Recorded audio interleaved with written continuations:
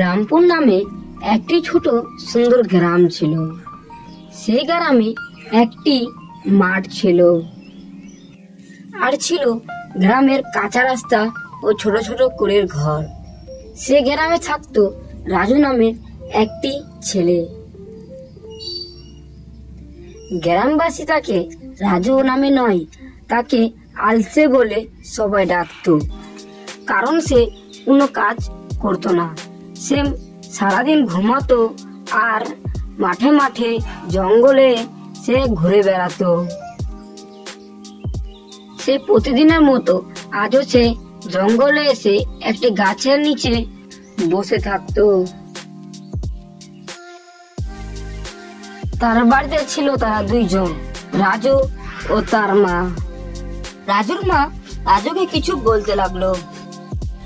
দেখ রাজু, আজ আমি আছি, কাল নাও থাকতে পারি, বুঝলি?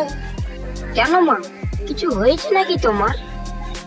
কিছু তো হয়নি, কিন্তু কখন কি হবে সেটা কি বলা যাবে? আমি কি বলি, বাচ্চা তুই একটা কাজ কর।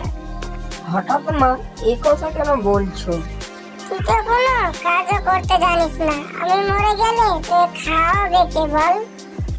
আচ্ছা মা, তুমি আর চিন্তা করো না, আমি কালকেই যাব বাজারে দেখে কোনো কাজ পাওয়া যায় কিনা।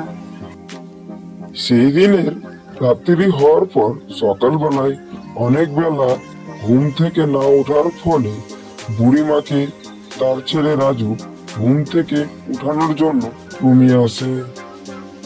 এসে দেখে তার মা আর এই দুনিয়ায় নেই। এ দেখে রাজু মন খারাপ হয়ে কাঁদতে লাগে।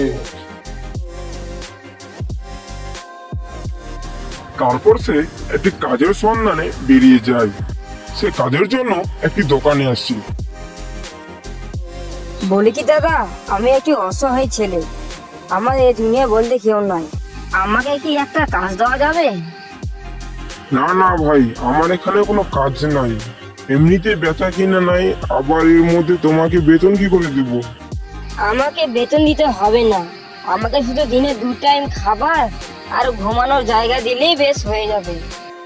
না না, আমার কোনো কাজের ছেলে লাগবে না, এখন তুমি যাও তো বাচ্চা, এখন আমি দোকানটা খুলবো।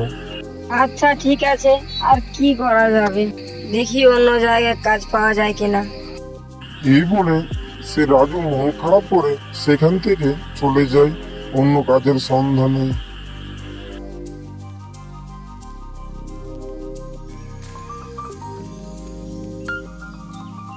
সে কাজের সন্ধানে অনেক দোকানে যাওয়ার পরও তাকে কেউ কাজে নিতে চায় না, তাকে কেউই কাজে নিতে চাচ্ছিল না। সে মন খারাপ হয়ে একটি জঙ্গলে এসে গাছের নিচে বসে কাঁদতে লাগে।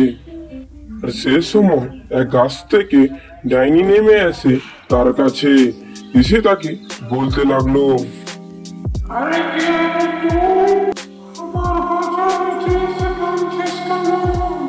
আর বলেন না ডাইনিমা, আমি একটি অসহায় ছেলে, আমার আপন বলতে কেউ নাই এই দুনিয়াতে।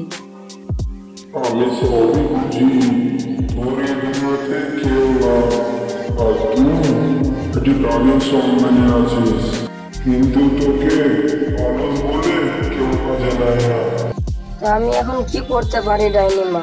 আমাকে একটা তো বাঁচার জন্য কাজ দরকার। এখন তুই বাড়িতে গিয়ে একটা ছোট দোকান দিবি, আর সেই দোকানে মন দিয়ে কাজ কর, দেখবি ঠিক একদিন উন্নত হয়ে উঠবি। আচ্ছা ঠিক আছে ডাইনিমা। এ বলে রাজু ও ডাইনি সেখান থেকে চলে যায়।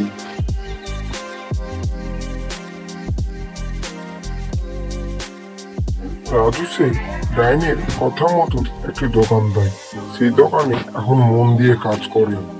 উন্নত হওয়ার পর সে এখন এক বিয়ে করে, বিয়ে করার পর সে এখন সংসারে দায়িত্ব পালন করে।